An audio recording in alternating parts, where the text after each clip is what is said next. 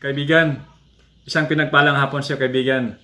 Kaibigan, samahan niyo ako ngayong hapon dahil i-review natin itong Nissin Cup Noodles, mga kaibigan, no? Yan. Ayan. Mayroon siyang 25 grams ng carbohydrates, 2 grams na sugar, mga kaibigan, no? So, alamin natin ngayon, samahan niyo ako hanggang matapos para malaman natin, mga kaibigan, kung ilan ang nagiging increase ng ating blood sugar 1 hour after tayo kumain ng Nissin Cup Noodles. Okay? So, ito yung paborito natin sa labas kapag wala tayong ibang makukuhang pagkain. Kaya susubukan natin yun, mga kaibigan. Okay?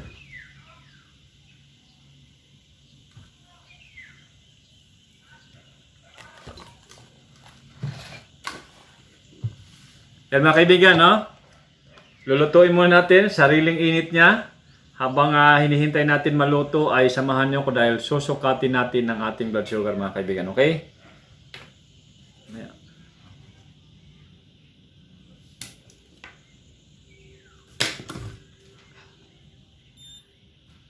Ito na, mga kaibigan. Ito yung ating blood sugar ngayong hapon.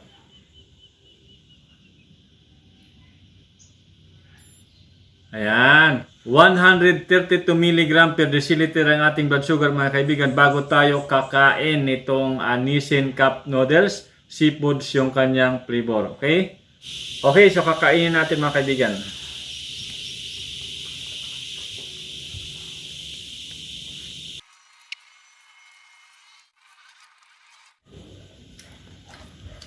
Ayan, mga kaibigan. Natapos tayo kumain eksaktong 4:20 ng hapon, no?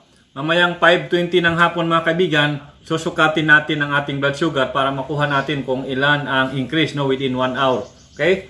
Kaibigan, wag mo rin kalimutan mag-subscribe, mag-like, mag-share, at follow na rin, mga kaibigan. Okay?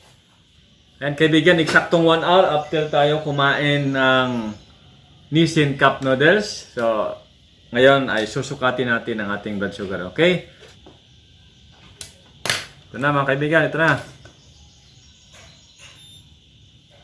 Yan. Tingnan nyo dyan kung ilan ang ating blood sugar. Kita dyan. Okay, so 132 kanina, ngayon ay 178, mga kaibigan. 46 mg per deciliter ang increase ng ating blood sugar after tayo kumain ng 1 cup Nissin Noodles, no? Ayan.